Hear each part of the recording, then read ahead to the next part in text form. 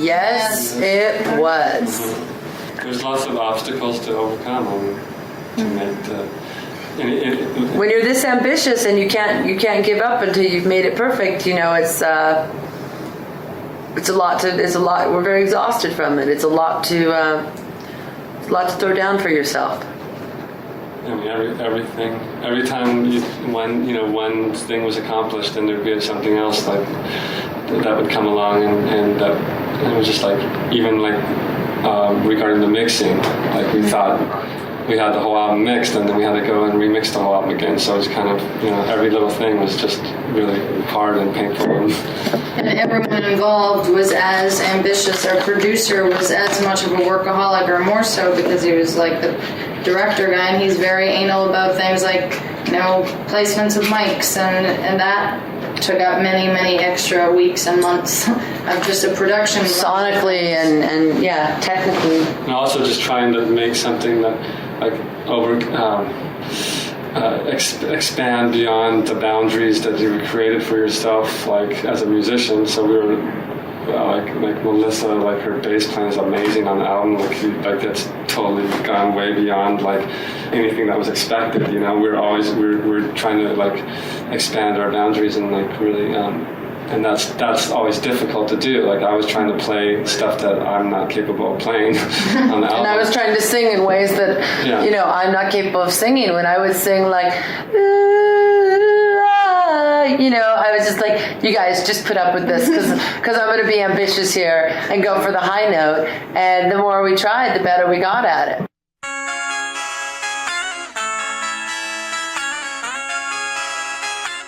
So much work. We all worked harder than we've ever worked in our lives. We worked with more efficient people, more equipment, more time, more money, everything to make the best finished product any of us have ever been involved with. For me personally, as a bass player and singer and collaborative songwriter, I went back to the basics of learning music beyond punk rock, beyond raw emotion, but craft, and having to learn the discipline and merging hedonistic creativity, spirituality with anal, hard work. And it took basically 9 months to write the songs, 9 months to record them. And it was a hard time, but we feel most grateful right now.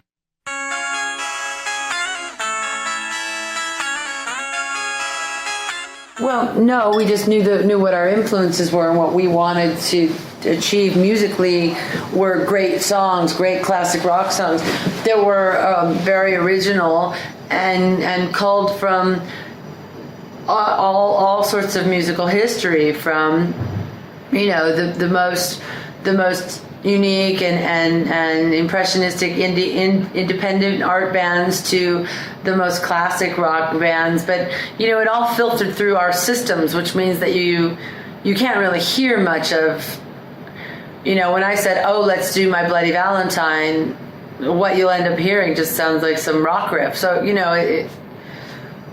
we used a lot of influences to build an original record, and there's a lot of almost conflicting polar opposite influences, everything from the more melodic like dreamscape of like ABBA or Fleetwood Mac, but then there's also Led Zeppelin or Jane's Addiction, or all scopes of the musical history without being schizophrenic.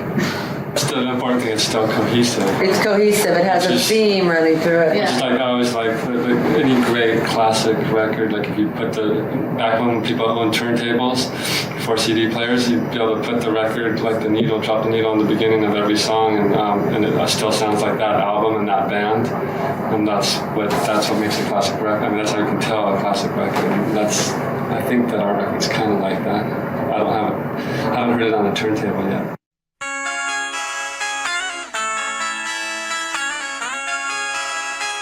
Eric did. I didn't have the. I think Eric would have no hair right now and weigh 400 pounds or weigh 90 pounds if he had produced this record. No, I never thought of that because I think the intention was always to make. We had co-producing, and Eric kind of did co-produce. He's credited on the album with with additional production. I mean, I picked up some of the slack, but they're like like I always wanted to get like an old school producer, like someone that was like. What the problem is nowadays, a lot of people have like engineer producers, which they're not trained in like the big picture, and that's I was interested in more working with someone that was trained in the big picture, like a Brian Eno type, or somebody that was like that comes in and like analyzes the songs and really gets down to details, and that's how like all those old classic albums, a lot of them were made. They weren't made with just engineer producers or just engineers, you know.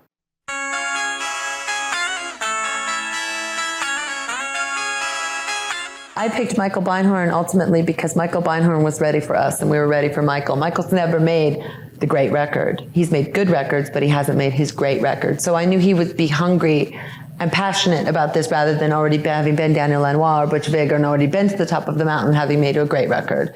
He hasn't made the great record. I wanted somebody who had a quality to us, who was hungry and capable, and which we were, and who could meet us toe to toe. I didn't want somebody who'd already been there and had become a hack. I didn't want somebody who was hungry but incapable. I wanted somebody who had the experience but knew elegance and knew quality.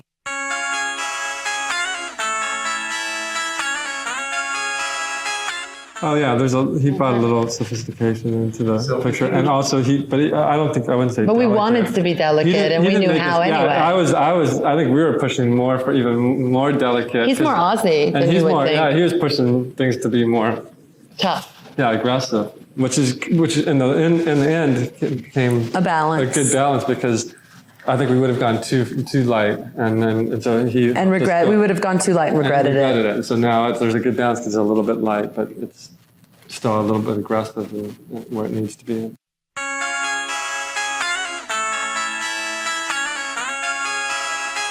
That was me, and I dragged them down there because I wanted to go into the heart of darkness and, live there and live across the street from Anne Rice and down the street from Marilyn Manson and, get into that dark New Orleans vibe. And we were practicing in a mystical Masonic temple, and it was very dark, and it only lasted a month. And we just wanted to try different geographies, I think. We wrote in New York as well for a bit. We tried writing in Memphis. We ended up writing the record in Los Angeles, which, as you might know, the record is about Los Angeles in a lot of levels. So that was the answer to our questions. And New Orleans was the first city we tried. It was 2.5, 3 years ago, and we kind of, we were just beginning, and it was like the beginning of the seeds of like indulging in a certain part of ourselves or our creative selves, and then basically the dark part. Yeah, the dark one, and then evolving on to the light, which was a year later in Los Angeles.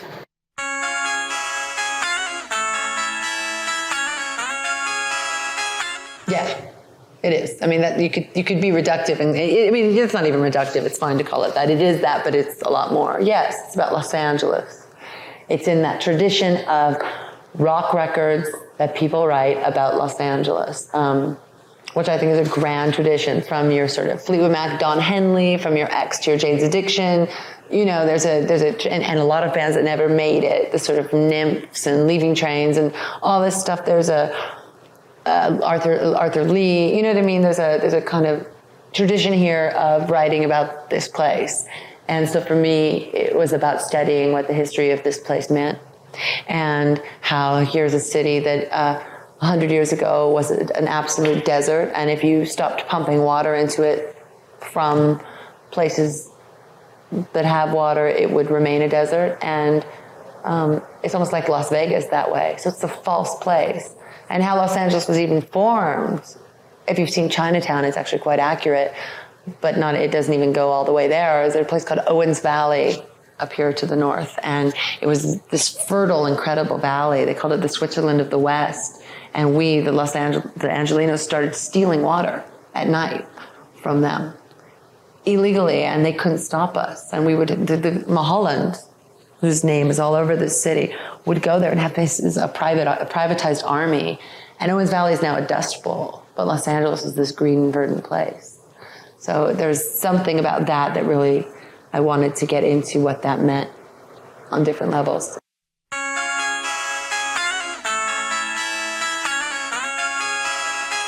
Oysters, lots of them. The best, no, I don't know. I think the best feeling for me was like we wrote Northern Star and Heaven Tonight in the studio, and the feeling of accomplishment after those two songs were done, feeling like the album was complete now. Those were the last two songs written. Yeah, so that was like the highlight.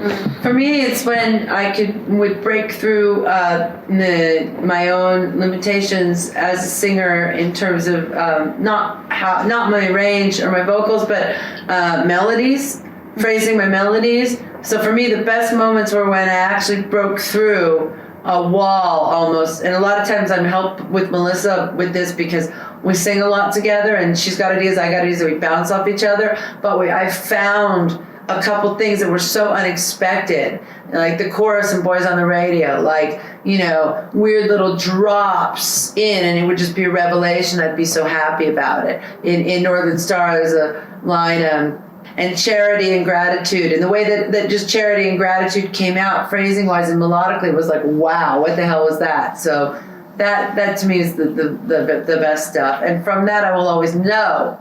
I'll always know now that the wall I see there is actually not a wall at all, and I can break through it.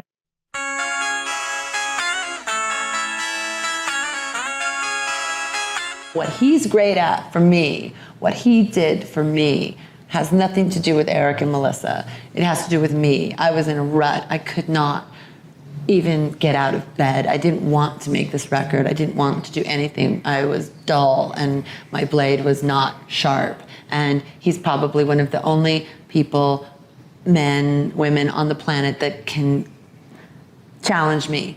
And my craft was at this place, and Eric and Melissa and Patty couldn't help me. They couldn't help me. They all have brilliance and craft, but because I'm in a band within a family context with them, they weren't outsiders enough to really just help me. And he heard the songs, and he called me. He said, I'm going to come and help you. And I said, no, you're not, because everyone's going to say you wrote everything, and I'm not putting up with that, and fuck off, and whatever. And so ultimately I just thought, he's so brilliant, and he's my friend, and I'm just going to let him help me. And he did, and he came in for 12 days. A very intense 12 days, but 12 days. So 12 days out of 4 years is what you're talking about. Very intense, brilliant 12 days where my head was bleeding because it was like a math teacher who wouldn't give you the answers but was making you solve the problems yourself. And he came in, and Eric already is very brilliant, so the two of them had a great time together on some of this composition. But for phrasing, he wouldn't give me the answer. He wasn't like, I wish he had, because it would have made it easier. But he sort of made me soldier through it myself, and because of that, I learned. It was like the 12 days of the most brilliant music teacher you could have, And now I know, and now I can do that on my own. So I learned how Frank Sinatra phrases. I learned what the breakdown in She Said is. I learned how Dear Prudence is. I learned how Strawberry Fields is written with 2 chords, but with a ton of different melodies over the top. I learned how you just do a half key change on the piano, and all of a sudden the song is altered but the same, and nobody's noticing. I learned all of these things in 12 days, as much as I could. And then I'm from that route, for me, with my experience with him, we moved on. And we moved on to this very extravagant experience that was wonderful with Michael Beinhorn.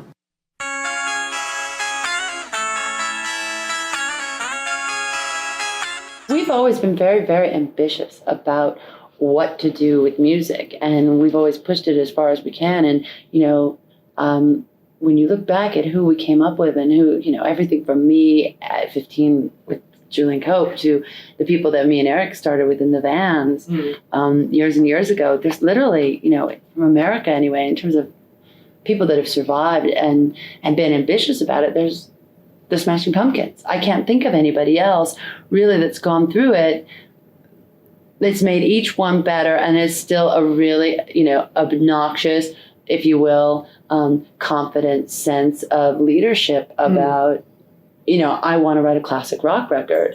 And I think, when I put an ad in the paper to start Hole, I put many little punk bands, but I put Fleetwood Mac right there. I mean, if you look at the records, if you look at the lyrics, you see that it's a very even progression. We just need, in order to make a classic rock record, I think you need some time. And I think it's sad when really talented bands have to like rush back into the studio, because I'm missing records that I should be getting.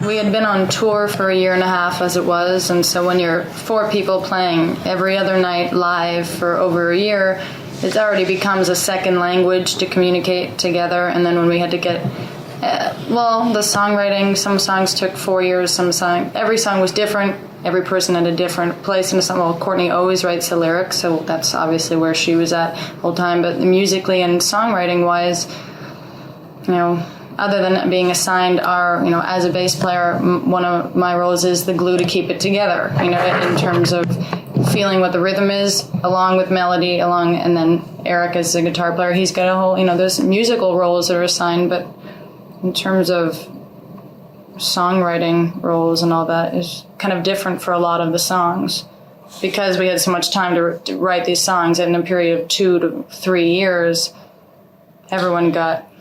But we all had different visionary assignments. For instance, Melissa's visionary assignment job is to sort of like, she's very involved, and at the time was very involved in when she joined the band, from really, really being a part of the underground just as I was leaving it. So her visionary assignment was to keep her ear to, these are the weird chords. This is these references. And my visionary assignment was to go for this kind of pop Fleetwood Mac California thing. My vision in my head was create a new California sound, deconstruct what is the California sound. This is a record about California. This is a Los Angeles tradition record. This is what I wanted to do in my head. This is like the Doors, the Byrds, X, Jane's Addiction, the Beach Boys. Let's recreate this. It's a great tradition to do. But then people also had to have faith that it wasn't going to be something stupid. So, we all had to have faith into this vision. Eric's visionary job, if you will, was to sort of, since he comes from a background of, complete Beatles worship, take apart every Beatles song and figure out how they were written, So we all had different assignments.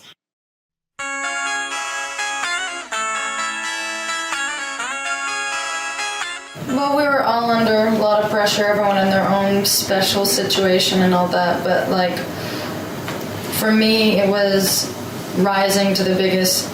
This is the first record I've ever made, and I expect a certain amount of expertise from myself, and I felt like it's not going to be good enough unless you work until you drop. And with the producer we were working with, who came later in the picture, but basically the past year has been with this producer, and he's a meticulous, very, very anal, but in a wonderful way, hard worker, and he pushed on the process of learn your tool, learn your voice, go rip apart Led Zeppelin records, figure out what the rhythm section is supposed to do. It was just a lot of intense work, and most of the pressure came from inside of myself. Yeah. So for all of us in different ways, and Eric obviously a totally different story, but I knew I was only going to do my best and be able to walk away from it knowing I had done everything I could have, and I feel great and proud.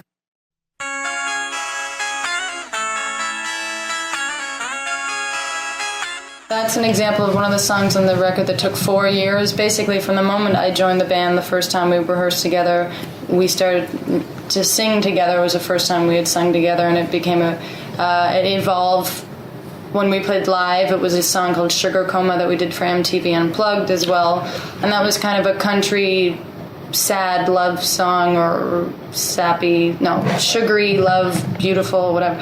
And then when we got to the studio, we wanted to take it one step further, and we had our friend Evan from the Lemonheads, who's a classic pop cute songwriter, and we wanted to make it the perfect Lemonhead song because Evan wasn't making records at this point, so it was kind of an ode to Evan. Then Jeff Buckley died, and it was a similar.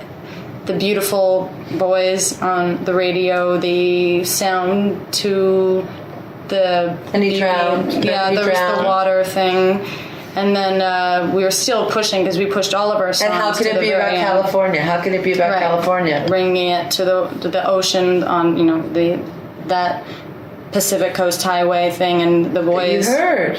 Yeah, It's amazing you heard that. And then the chorus was written like then it became this classic guitar riff chorus, and then she came up with this great melody. Because I could see Dennis Wilson, I saw, and then it became about a girl who sits alone in her room and listens to the radio, and then it's the boys on the radio sing to her, and they promise her that when she gets to heaven they'll be there.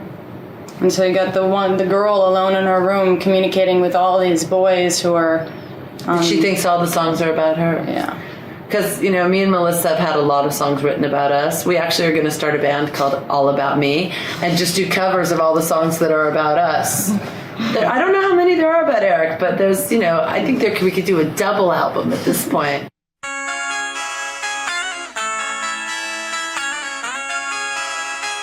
We've always been a pop band. We've always had a subtext of pop. I always talked about it, if you go back, but my references when I say, oh, that sounds like the Raspberries, what'll sound like some weird Sonic Youth tuning back then to you was sounding like the Raspberries to me in my demented pop framework. So, I think we've always been a bit of a pop band. And also I think I've heard a lot of bootlegs lately where, we digress off into stuff, half choruses or bridges or, make stuff up live on the spot, and they'd always be very poppy. And especially when Melissa joined, her harmonies were so poppy and good with mine that we just go on these long sort of poppy things.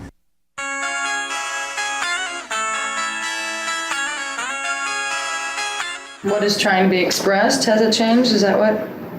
Well, it's evolved. There's been evolution. Like we were there was pop elements in our on our first album that they were buried in the style that we had chosen for that album. Mm-hmm. So as the style evolved and the tool of expression evolved, I'd say definitely the vision too. Yeah. More light, more depth even maybe, I don't know.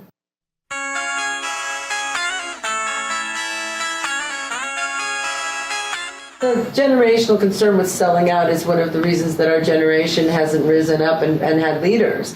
When you sell out when you take money or you take something for something that you shouldn't be doing. If you sign on to a corporation, as a band, what you're signing on, and I did it with my eyes wide open, is to participate in getting it out to as wide as possible, to participate in something that has a lot of commercial appeal. For instance, Pulp Fiction, a movie where there's no compromises made and it has a lot of commercial appeal and it sticks to the director's original vision. That's exactly what this record is and was always an ambition. So I talk a lot on the record about the conflict generationally, certainly in my country, of what selling out is and how it's oppressed people. The nihilism of, I can't sell out. I've been in rooms with great composers, some of the greatest minds of my generation, songwriting-wise, watching them write a song that was going great and had a great hook, and then say, oh no, it's too cheesy. Oh no, it's too commercial. And where are they now? They're working at a bar, for one thing, and they're not happy about it.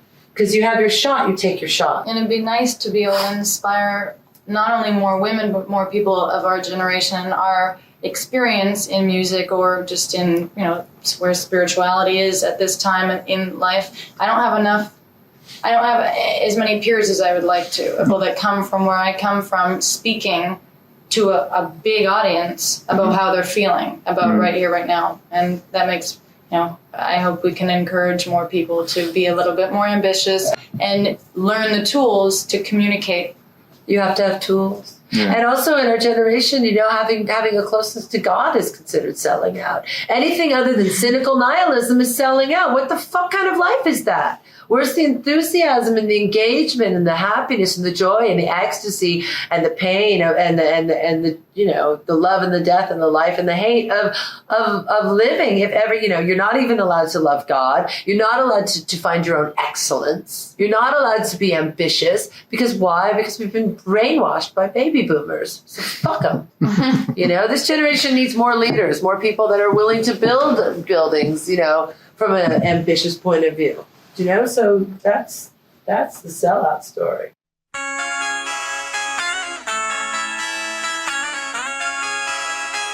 We're going to mix it up, though. I was listening to Pretty on the Inside for the first time since forever, and I was just like, let's play one of the most deranged Pretty on the Inside songs next to, like, Malibu.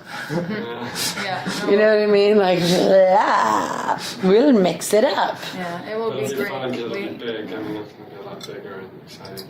But it can still be, it doesn't have to just be restrained. It can still, restraint is one thing when writing songs, but I think when performing rock music, you gotta let it go and you gotta burn it up. And that's my fear, is burning up at both ends and not being a great grandmother, because I'll have burned it off on stage. And I can't walk onto a stage and not give it up. So I'm scared a little bit of it. And that's what I was just talking about. The people around me have got to protect me from negativity. We were gonna, in sort of old Fleetwood Mac tradition, I think we still are. Do you want to still do that? Remember our plan? Hire only cute roadies, right? Because you notice how roadies aren't that cute? You know why? Because men hire roadies. If roadies were women, right? You can be sure they'd all have really big boobs or something, right? So me and Melissa had this decision. We're going to hire like a bunch of beautiful boy roadies, and we're going to have like white rooms, really pretentious 70s. Just deal with it, okay? Because it's not punk. I don't care. All right? Like white rooms with hempen and like beautiful tapered candles and everything clean. Yoga teacher. And then go out where it smells like piss and beer. So it's a mix-up.